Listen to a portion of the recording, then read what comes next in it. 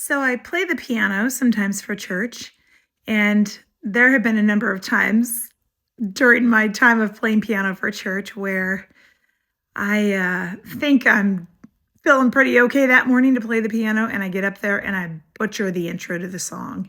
Sometimes it's been so bad I've had to start over, not just once, but twice, and I hate it. It's so mortifying and humiliating. But more than that, it's humbling.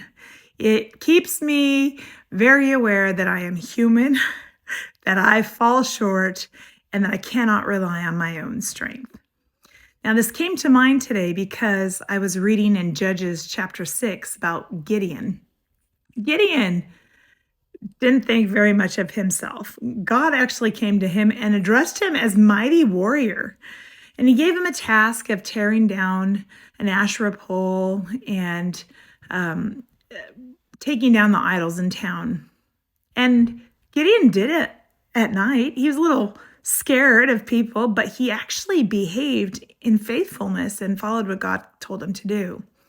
Later on, after Gideon has watched God rout the Midianites, later on in Judges, we see that Gideon got a little bit full of himself. And he had failures because he didn't recognize God's place in his life. He thought it was his own strength that was doing these things.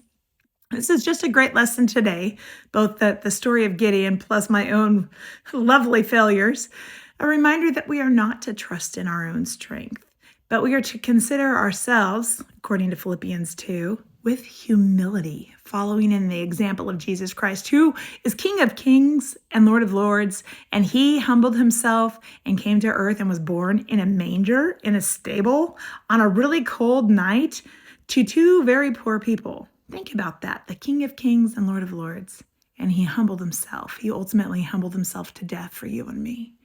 That is the example we are called to follow, not those who want to tout their own accomplishments and forget God in the process.